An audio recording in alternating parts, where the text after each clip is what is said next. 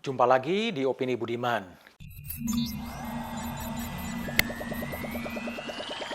Kisruh soal vaksin Nusantara udah mereda setelah ada pertemuan yang diperantarai Menteri Koordinator PMK Muhadjir Effendi, Menteri Kesehatan Budi Gunadi Sadikin, Kepala Badan Pengawasan Obat dan Makanan Ibu Penny, dan Kepala Staf TNI Angkatan Darat Jenderal Andika Perkasa.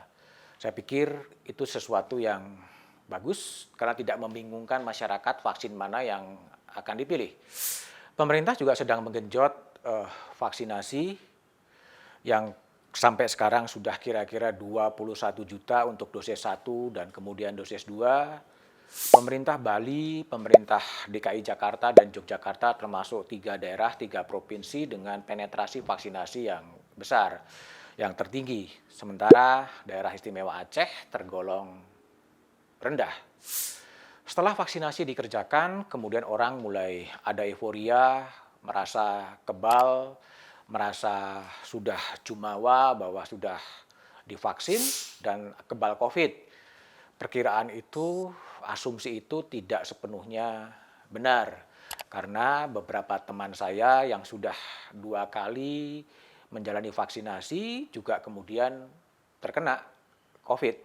Sehingga disiplin protokol kesehatan menjadi penting. Nah, yang sekarang ramai adalah ada penasaran, rasa penasaran dari orang-orang yang sudah menjalani 2 kali vaksinasi, apakah kemudian antibodinya sudah terbentuk. Itulah diskusi hangat, diskusi yang orang ingin mencari tahu bagaimana antibodinya. Nah, saya pribadi, saya sendiri sudah menjalani 2 kali vaksin. Yang pertama adalah 26 Februari, saya menjalani vaksin pertama, ya. Lalu kemudian di 17 April saya menjalani vaksin dosis kedua. Yang sudah menjalani vaksinasi akan ada kartu vaksinasi sudah lengkap 2 kali vaksinasi. Dan sertifikatnya pun sudah ada, ini sertifikat vaksinasi COVID-19 diberikan kepada siapa sebagai tanda bukti bahwa vaksinasi itu sudah dijalankan. Nah, diskusinya kemudian adalah apakah antibodi saya sudah terbentuk? Dan apakah kemudian pengetesan antibodi itu harus dilakukan? Nah, kalau kita melihat diskusi di berbagai pihak, ada yang mengatakan tidak perlu, ada yang mengatakan perlu, ada yang mengatakan tidak dilarang, ada yang mengatakan tidak dianjurkan juga, sehingga masing-masing orang terserah kepada masing-masing orang untuk melakukan mau tes antibodi atau tidak.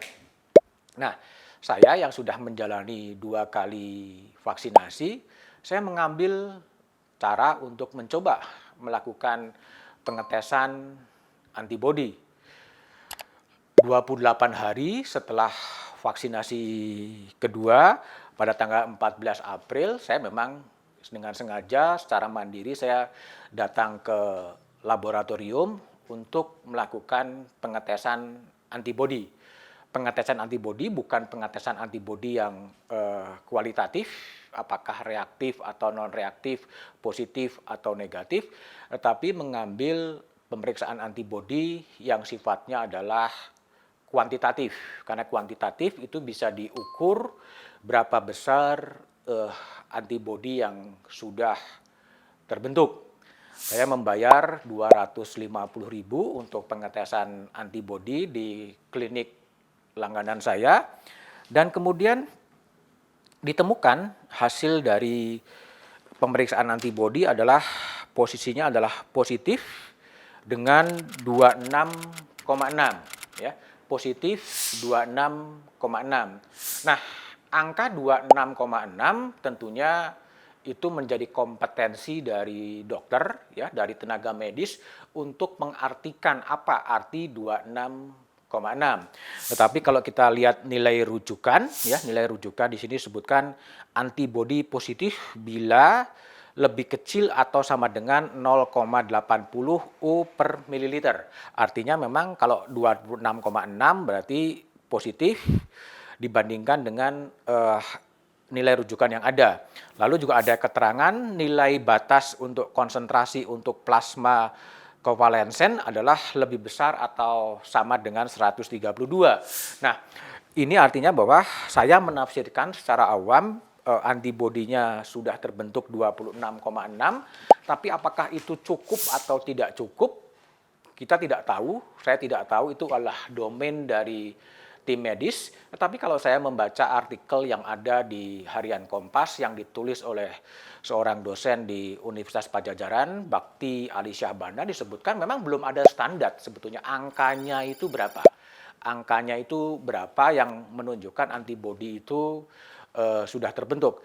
Tapi dalam artikelnya di Kompas, Bakti mengatakan memang lebih bagus ya untuk memeriksakan antibodi, ya tapi itu terserah kepada masing-masing orang untuk mengetahui lah posisi dari masing-masing orang dan juga bagaimana kemudian dengan melakukan pengetesan itu juga bisa berkontribusi soal pengembangan vaksinasi atau pasca vaksinasi terhadap antibodi. Tetapi meskipun antibodi katakanlah sudah terbentuk dengan 26,6, disiplin, protokol kesehatan, bermasker, cuci tangan, dan menghindari pergerakan-pergerakan manusia yang tidak perlu, lebih-lebih menjelang Idul Fitri, sebaiknya itu tetap dihindari.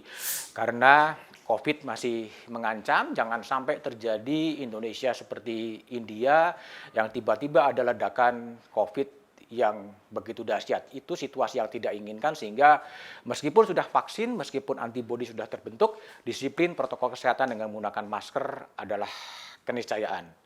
Apapun yang terjadi, jangan pernah lelah untuk tetap mencintai Indonesia.